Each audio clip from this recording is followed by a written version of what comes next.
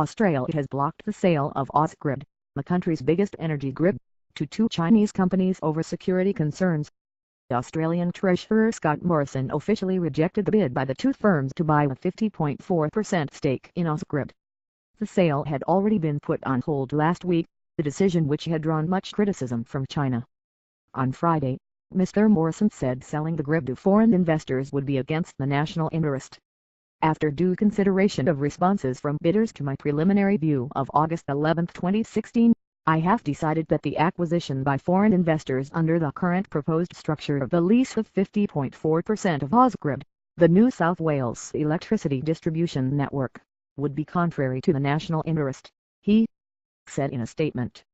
This is consistent with the recommendation from the Foreign Investment Review Board. Blocking the sale is expected to widen the rift between the two countries, with China accusing Australia of bowing to protectionist sentiment. After the sale had been put on hold last week, China Commerce Ministry spokesman Shen Yang had said, "This kind of decision is protectionist and seriously impacts the willingness of Chinese companies to invest in Australia." Analysis.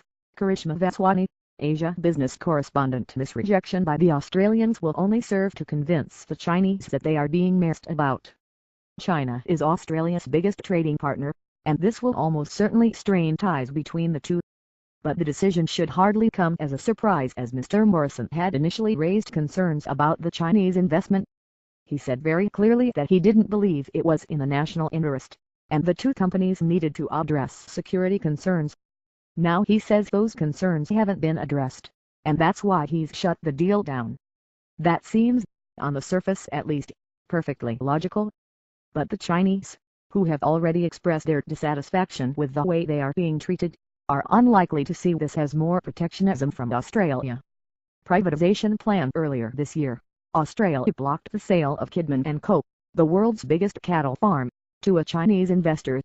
However, Mr. Morrison said that the plans to privatize Ausgrid remained in place, aimed at helping the New South Wales state government to raise capital for local infrastructure projects.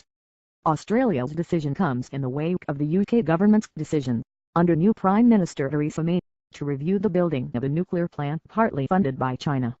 In their quest for global reach, Chinese firms have been acquiring significant stakes in international energy companies, especially in emerging and developing countries, said Prof. Kamal Melaki of Warwick Business School.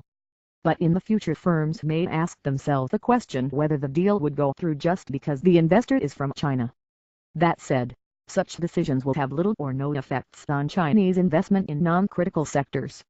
China's ambassador to the UK warned that the delay to approving the plant had brought the two countries to a crucial historical juncture.